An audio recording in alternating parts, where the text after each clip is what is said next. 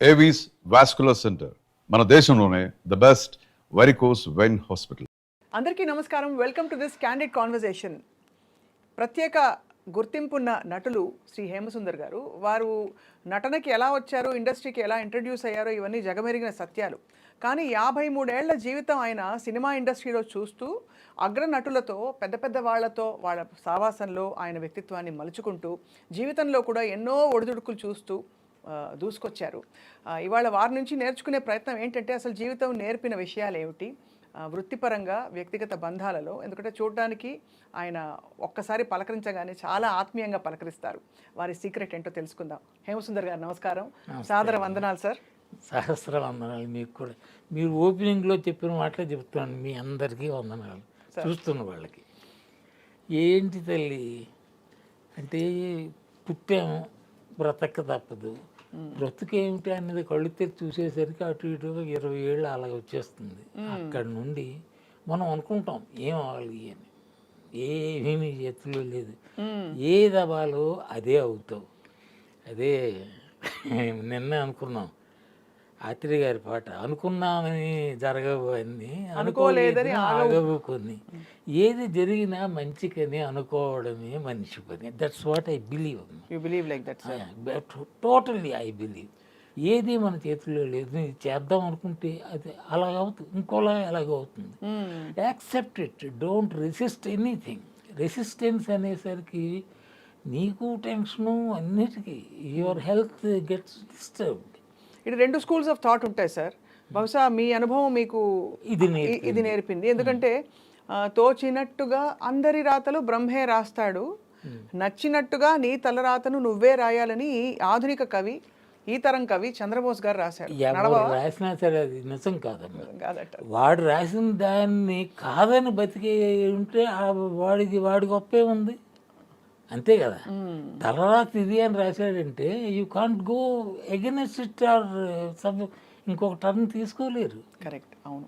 Either you like it or you don't like it, that's a different thing. But you have to follow that ఆ గీతని.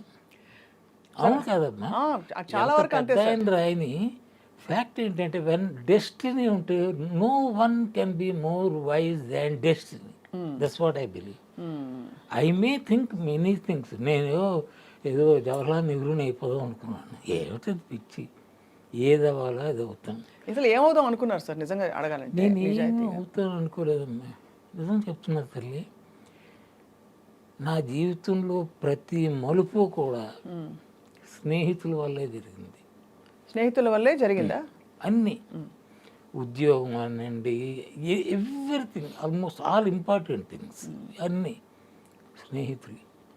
వాళ్ళ వల్ల ఎంత మంచి జరిగిందంటే, my life is steered by rather friends. వాళ్ళ వల్లే సినిమాల్లోకి రావడం కూడా. నాటకాలు వేసేవాడిని, నాటకం వేయడానికి కూడా కారణం ఫ్రెండ్సే. మాకు జక్కినపల్లి మార్కండేయులని ఒకడున్నాడు, వాడు నాటకాలు వేస్తుంటాడు అప్పుడప్పుడు. సాయంకాలం వాడికి ఏదో చిన్న కాగితాలు పాడు చేయడం అలవాటు ఉంది. అలా ఏదో మాట్లాడుకునేవాళ్ళు.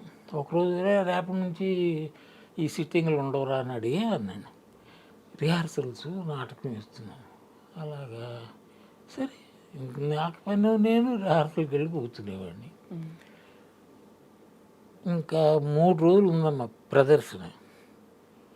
అందులో వేషం వేసే ఒక అతనికి హైదరాబాద్ నుంచి అక్కడ, నేను చెప్పేది వైజాగ్లో, హైదరాబాద్లో ఎక్కడో ఇంటర్వ్యూకి కాల్ వచ్చింది.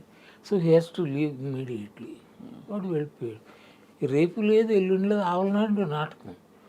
ఎలాగా అని తలపట్టుకుంటుంటే డైరెక్టర్, ఏమండి మార్కండేయులు గారు, మీ ఫ్రెండ్ రోజుకు వస్తున్నాడు, చూస్తున్నాడు కదా, he has an idea about this, మీరు అడగకూడదా అన్నాడు. అడిగాడు.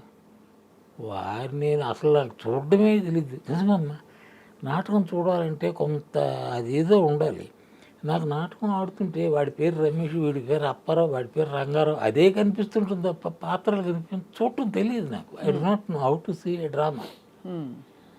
అలాంటిది నేను నాటకం వేయాల్సి వచ్చింది. వేసా. అప్పుడు మీకంటే చూసి అనుభవం వచ్చేసింది. అయితే చూసి ఏమనుభవం వస్తుంది, చూడడమే అనుభవం. అది ఆ అనుభవం కాదు కదా. Acting is different. You have to become that character. అవును. అది నేను అనుకుంటున్నాను, ఐ థింక్ దేర్ ఏదో ఆ బెంట్ ఆఫ్ ఇది ఉంది నాకు సహజంగా. ఎందుకంటే ఫస్ట్ నాటకంలో కూడా నేను హీరోకి తండ్రిని. ఎలాంటి తండ్రిని?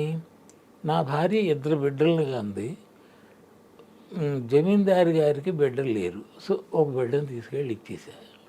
మా ఆవిడకి కూడా తెలియదు. అది కదా.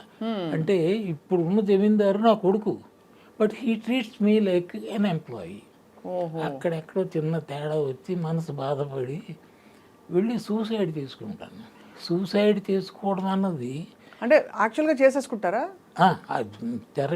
స్టేజ్ మీద కనిపించదు కానీ అంటే డిక్లేర్ అండ్ గో అంతే. Okay okay. వెళ్తేప్పుడు ఈ షాల్ వదిలిరా అని డైరెక్టర్ గారు చెప్పారు. షాల్ వదిలియండి, ఆ షాల్తో పని ఉంది మీరు వెళ్ళిపోయిన తర్వాత. ఇది అలా నడిచిందమ్మా. అంటే నేను ఫస్ట్ నాటకం వేయటానికి కూడా కారణం స్నేహితుడు, మీ ఫ్రెండు. అదే ఇది ఎలాగంటుకుంది అంటే, నాటకం అయిపోయింది, మొత్తం 6 7 సీన్లు, 3 సీన్లు నేను చనిపోతాను, వెళ్ళిపోతాను. నాటకం అయిన తర్వాత మా ఫ్రెండ్ ఒకడు బాబన్న అని వాడు అన్నాడు, ఇప్పుడు మా నాటకం అయిన తర్వాత నేను చనిపోయింది డిక్లేర్ చేసి వెళ్ళిపోతాను. అబ్బా ఏమి క్లాప్స్ అంటే సముద్రపు హోరులాగా వినిపిస్తుంది. అబ్బా పర్వాలేదు అనుకున్నా. అక్కడ ఉంటుకుందమ్మా, ఆ చప్పట్ల దగ్గర ఉంటుకుంది జబ్బు, కిక్.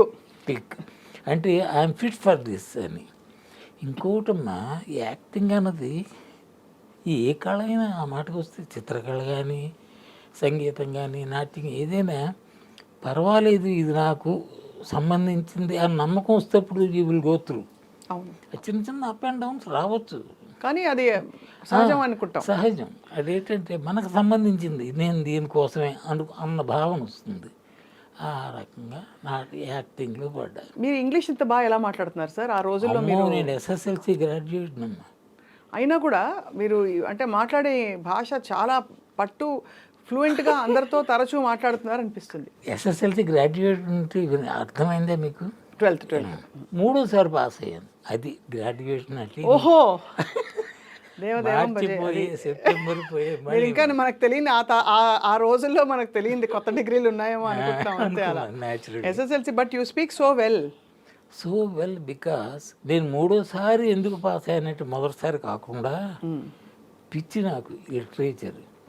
మీరు నమ్మరమ్మ, when I was 9th 10th అప్పుడే ఈ రష్యన్ లిటరేచర్, డాస్టోవ్స్కీ, గోగోల్, పుష్కిన్ ఇవన్నీ పిచ్చిగా చదివేసేవాడిని. నేను చదువుకోవాల్సిన క్లాస్ పుస్తకాలు ఎప్పుడు చదివేవాడిని కాదు, ఆల్వేస్ ఈ లిటరేచర్. నేను ఫెయిల్ అవ్వడానికి కారణం అది. ఇంకొక 15 రోజులు పరీక్షలు ఉన్నాయని అమ్మ అని తీసేది. అది ఆ రకంగా ఐ లవ్ లిటరేచర్. మామూలు కాదు, పిచ్చి. English literature, English. అప్పుడు బిగినింగ్ 10th ఇంగ్లీష్ లాకే అర్థం అవుతుంది, అది అర్థం కాదు, ట్రాన్స్లేషన్స్. ఆ తర్వాత ఇంగ్లీష్లో పడా. I love English. English good language. అంటే I don't say it's better than Telugu అని, let's not compare languages, it's not right, but it's a wonderful language ఇంగ్లీషే. అది చదువుతున్న కొద్దీ దాని మీద మీకు సరదా పుడుతుంది. అందులో చదువుతున్న చిన్న పుస్తకాలు కావు. ఇప్పుడు ఫ్రెడరిక్ నీషే అని ఒక ఆయన పేరు వినే ఉంటారు, ఫిలాసఫర్. మన రాము గారు చెప్తుంటారు, ఆర్జీవి గారు చెప్తుంటారు కదా. ఆయన నీషేది డస్ స్పీక్ జరతుష్ట్రా అని ఒక బుక్ ఉంది. ఫస్ట్ డస్ స్పీక్ జరతుష్ట్రా ఇలా అన్నాడు, అది దాని టైటిల్. నీషే అంటే ఎవరో నాకు తెలియదు అప్పటికి. టైటిల్ చిత్రంగా ఉంది అనుకొని తీసా. చదివి ఇంత పుస్తకం అమ్మా, does speak Zarathustra. He speaks on what not, ప్రపంచానికి సంబంధించిన అన్నీ మాట్లాడతాడు. గొప్ప మేధావి.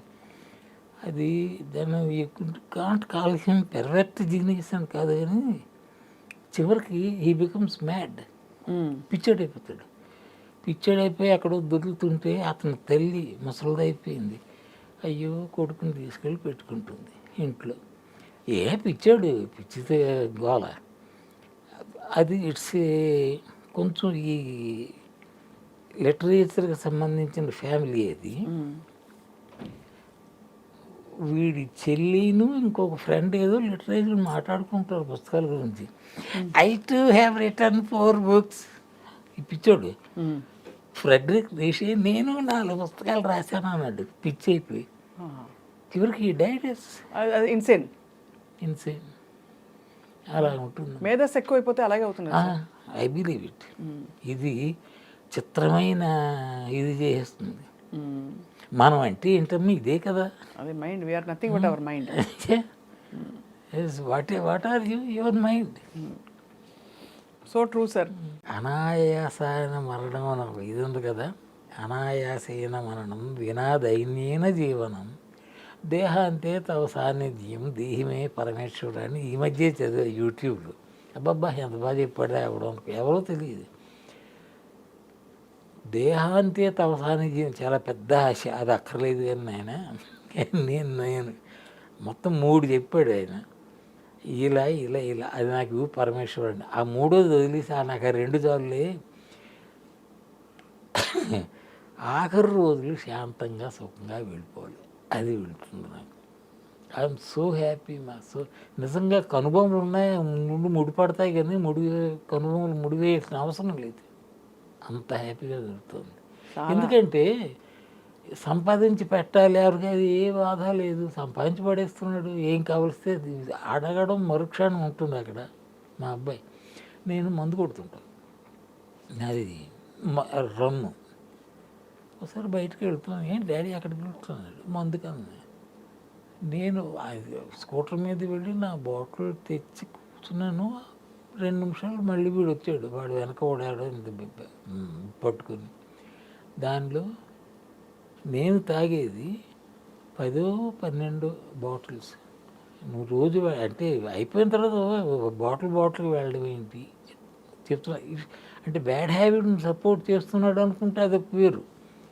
ఇంక నన్ను సపోర్ట్ చేయడం నువ్వు అనడం 80 ఏళ్ళ తర్వాత నాకు ఎవడేం చెప్తాడమ్మా ఇది చెయ్యని కదా.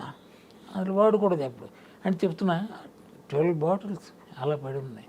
నాకు బాటిల్ 6 days వస్తుంది అంటే 60 days అక్కడ రెడీ ఉన్నాయండి. 12 ఏళ్ళు 72 3 నెలలు అటు ఇటు. అంటే ఇండస్ట్రీలో ఉండబట్టి అలవాటైందా సార్ మీకు ఆ వాతావరణంలో, లేక బాధలో వచ్చిందా, సంతోషంగా బాధగా ఆడుతుండే బాబే. నేను ఎప్పుడు బాధపడినమ్మా అస్సలు. బాధపడి బుడ్లు ఎత్తారంటారు, అది ఒక రకం సైకాలజీ ఉంటుంది. నాకు బాధల వల్ల అది లేదు. అప్పుడప్పుడు ఫ్రెండ్స్ వారానికి ఒకసారి 10 రోజులకి ఒకసారి ఉండేది. నా కొడుకు పుట్టిన తర్వాత రెగ్యులర్ అయింది. ఓహో, అంతవరకు అప్పుడు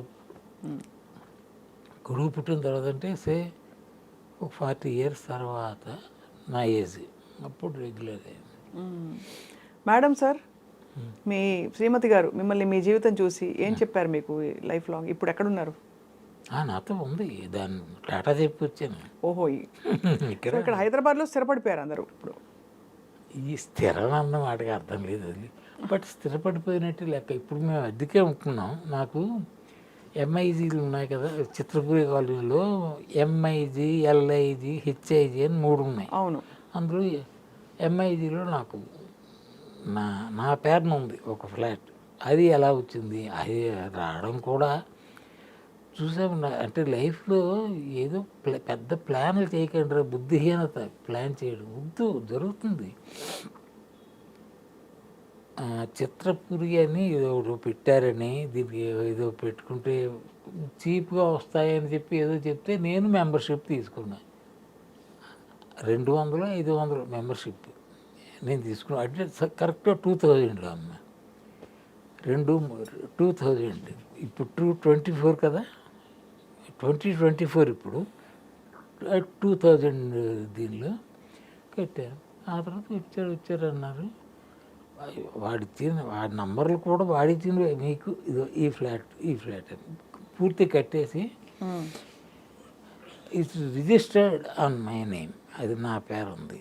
అంటే బేసిక్గా మీరు హైదరాబాద్లో స్థిరపడ్డారా అని అడుగుతా స్థిరపడడం అంటే ఇదిగే స్థిరపడ్డం. ఇదే ఇక్కడ ఉంటున్నారు, హైదరాబాద్లో ఉంటున్నారు. మరి ఇంకా నాకు బయటకు వెళ్ళాల్సిన అవసరం లేదు. నాదంటూ ఒక ఇల్లు, ఇంకేం కావాలి? Happies, all happies, full happies. అసలు అన్హ్యాపీ అన్న మాట లేదు తెలియదు. ముందు కూడా లేదు. అయితే ఒక విధమైన మెలంకలి వస్తుంది ఒక ఒక స్టేజ్ దాటాక. నెవర్ ఏ సఫర్డ్ మెలాంకలిస్, నెవర్ లేదు. ఏనంటే అంటే నా కొన్ని లక్షణాలు ఉంటాయి, అవి రావనుకుంటాను నా బుర్రకి. ఆ జాతికి చెందిందా అనుకుంటున్నాను. ధన్యులు సార్ అయితే, మీరైతే ధన్యులు. Really I'm happy. అంటే ఇది ఆ వర్రీ అయిపోయి తల పట్టుకున్న వాళ్ళని చూస్తున్నాను కదా, అలాంటివి నాకు వచ్చే ఉంటాయి కదా, బట్ తల పట్టుకోవడం ఎప్పుడు లేదు. Never never never.